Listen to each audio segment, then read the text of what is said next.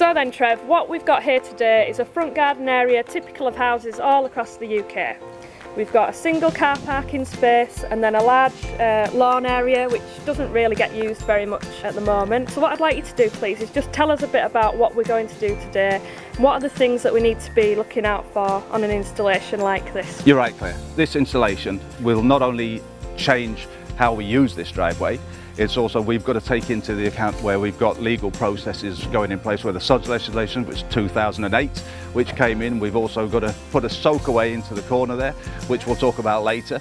But we've got manhole covers here that we want to disguise because they're not pretty things, they're a bit ugly. You know, there's quite a bit of work to do. So we're going to change the aesthetics of the drive to make it, give it curb appeal and just make it pleasant. But the things we've got to look out for is where the services are, where the cables are, where you've got the water services. So we look at those things specifically before we start digging out. So what we want to do is get this surface up, get some hardcore down, and let's get the lads cracking. So Great. We'll get them on. Fantastic.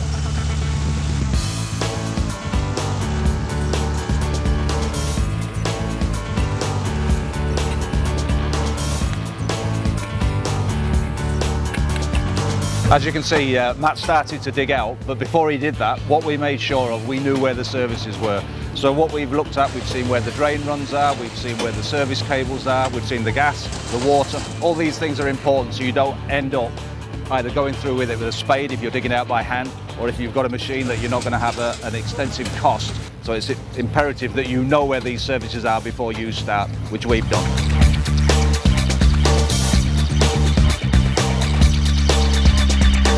Trev, you mentioned earlier about the changes in driveway legislation. Can you just explain a bit here about what we're going to do to manage the surface water that lands on this driveway and how we're going to make sure we stay the right side of the law? Important point. What we're going to do here, as you can see, the drive, everything is sloping towards the house. So we've got to capture the water coming down onto the house front. The way we're going to do that, we're going to have some linear drainage right the way across the front. Now what's going to happen with that water when it's captured into the linear drainage? We can't, with the new legislation, put it into existing drains. So what we're going to do is we're going to build a soakaway away from the face of the house, and we're going to use water storage harvesting cells, and that will keep us the right side of the law. These linear drains are laid onto a bed of mortar, which is 3 gravel, 2 sharp sand, and 1 cement. Important, that gives it longevity, rigidity and strength. We need that. What we've also got, I can just show you inside here the way the linear drainage works. This is all going away to the soakaway. Soakaway is going to be installed at the end, which I'll show you in a bit, but this water is one continuous channel that will take all the water from the drive and keep us legal, and it will go straight into the soakaway. As you can see, Matt is now just finishing off the pad, which is going to take the steps. The reason for the pad is to give stability to the treads that's going up. We've also got to keep legal with the steps. Prior to this, it wasn't. We need to have a minimum heights and widths that go into these steps. So what we're going to do now is prepare this pad that we will then build the steps on. We'll go into it further when we see it getting built.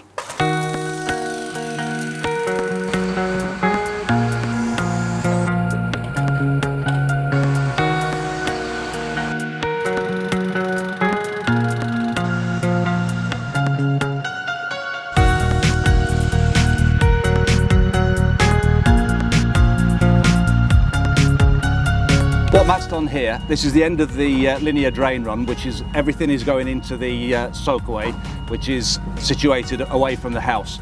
This is a silt trap, which will take any debris that comes down this trap, it'll go into there and you can clean it out easily. Following on from that, this string line you can see here, this string line is giving us our levels, because obviously this is the finished paving level. So we take all our lines from here. And as you can see, all the lines at the back, they're all set now, ready to go.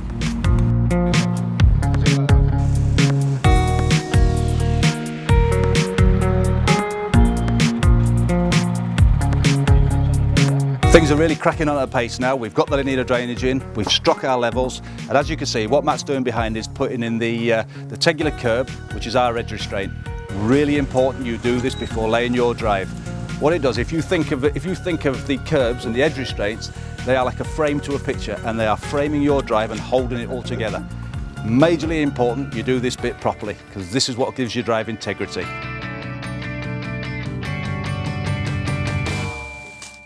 As you can see, we've got the membrane down. The reason for the membrane, really important. What that does, it stops the hardcore that's going on top. It stops the particle migration going from the hardcore down into the subsoil, which we don't want. On top of that, we're going to do 2 layers of MOT type 1, which is a hardcore. 75mm in the first layer, and then we're going to whack it. Once we've whacked that, we're going to then put another 75mm on, and then whack that. That gives a solid base for which our blocks to sit. On top of that, we've got 30mm of sharp sand, and then from there your finished level at 220mm, which in old money is 9-inch, we are going to have our finished level. And as you can see, the hardcore is really important for this job. It gives stability to the drive, and it will stop sinking, dipping, and give you longevity on your drive for years and years to come. Do it properly, do it once, do it right.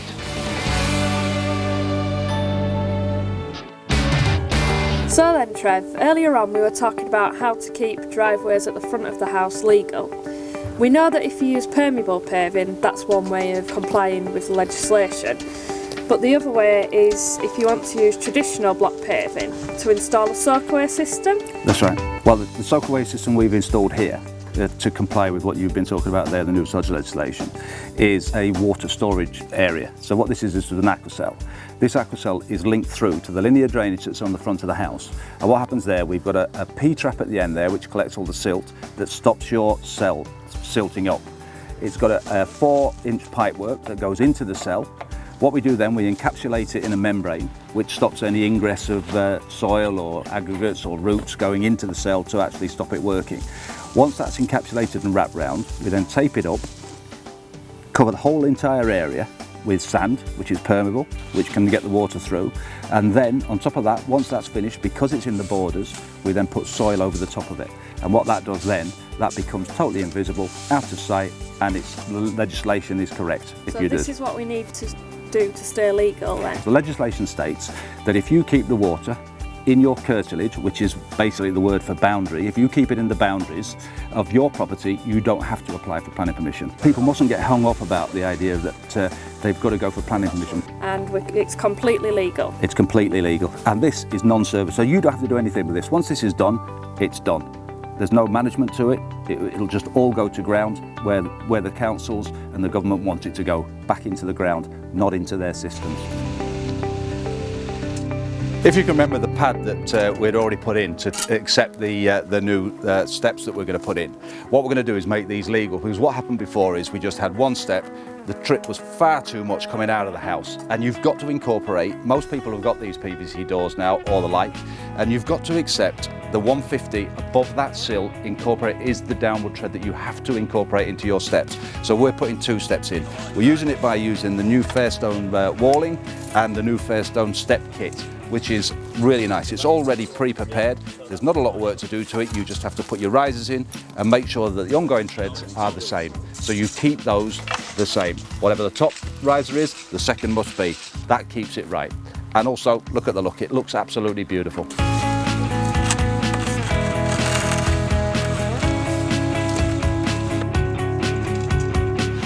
As you can see, just taking one step back, the hardcore's now been laid. Now they're introducing the sand. Important thing about the sand, we want to get to around 30 to 50 millimetres in depth of the sand. An important thing on the sand, make sure that the sand has got some moisture in it, because if it hasn't got the moisture, you do not get the compaction of it. I can just show you that the way to test this, if you get the sand and it balls, and you can leave it in a ball like that, you've got enough moisture in content in that sand. Try and get that. You do not want it just to fall through your hands. You will not get the desired effect when you do that. The lines are up. They're now stringing all the sand out with the barrows in each sections. They're then going to draw that through with some screeding bars, and I'll show you how to carry on with that. As you can see, the guys have actually laid the sand down to the levels we want. The way they achieve the levels to the finished level is by putting these screeding lats in. Now, we suggest that you use these gas pipes or these rail bars rather than timber. Timber's flexible, it doesn't give it a nice finished surface, so we like to use these rails. The way you get to the top line, you put a string line across and you leave it proud. You need to leave it proud because of the whacking that's going to happen after you put the blocks on to get the vibration down into the sand. So the way we do that, onto the top of the rail, 3 to 5 mil proud, take that away, that is got your level. What we do then, we extract the pole. You can do that for me, Tim. And then you're left with this void. The way to get rid of this void is just get some more sand, backfill it, and screed it in with a float. Going all the way along. You can either stamp it in with your boot, some use their heel, but just to get the level that you've got once the two lats have come out, and then you've got your finished paving level. We need it proud for when the whacking commences, and that will take it down to its finished level, which is level with all the sets going along the curb.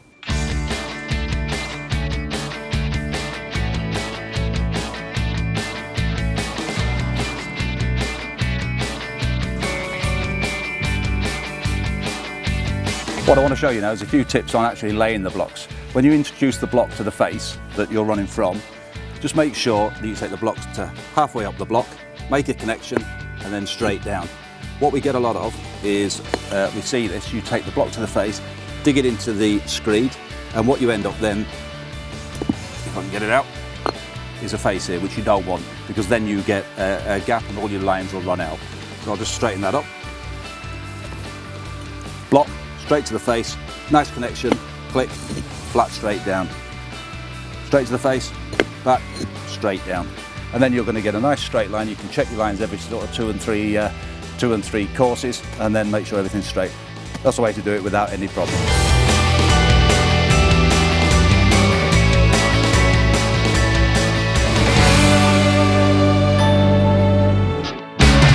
As you can see, the bottom half of the drive is in now. We're going to now do some cutting in. How do we do the cutting in? We've got a bit of edging detail here. It's a different cut. It's one of our pennant grey. It's part of the Tegular range. We get the block, take it to the side of the edging detail, the curb detail. We place it down. We then strike a line down the blocks that are laid. We take it away. We see the line, take the blot out, and then we cut it. And that way you get a complete side block, goes straight into the side of curb. We're now on the home straight. The guys are now putting the finishing touches to the drive. What we're doing now is putting the kiln dried sand, sometimes called silica sand, onto the paving surface. What that does, it falls into the cavities and locks all the blocks together. What we want to do is, once the sand has been brushed all over the block surface, we then use a vibrating plate, and the vibrating plate is going to cause all the blocks to sink to their finished level. Remember we talked about it before, leaving the blocks a bit proud?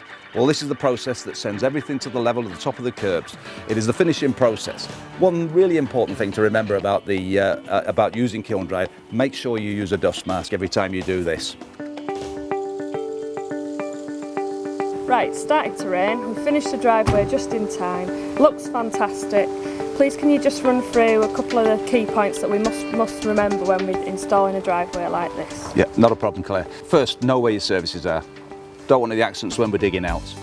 The second, when you're actually finished the digging out, make sure that you put in a proper edge restraint. Edge restraints are so important. If you're going to lay your edge restraint block onto your sand, it's not good, it's going to fail. We don't want that. Proper footing, proper haunching, it ties all the drive together. If you're unsure at all about the ground that you've got, put a membrane in. It just stabilises all the ground for the hardcore to go on. And we did 2 layers of hardcore. You were mentioning before how important that was. Well, it is. I mean, the reason for 2 layers, we normally do it in 2 layers of 75mm. We compact the first 75mm because if you put 150 millimetres of hardcore in and try and compact that, it does not get down. So you need to do it in 2 layers to get that good compaction. Once you start laying your blocks, make sure that you check your lines regularly to make sure nothing's running out, because you can correct it then. Once the blocks are laid and you're cutting in, make sure that you don't put any small slithers in. We don't want little pieces in. No, you don't. When we're cutting in, make sure that there's 2 ways of doing it. You can use a stone saw, but if you're using a stone saw, make sure that you use water suppression. We don't want dust flying everywhere. It's not good for the neighbours, it's not good for your health. So keep it water suppressed. Another way of doing it is a block splitter, but you'll never get such a clean cut as you will with a stone saw, but a block splitter is another alternative as to not have any dust.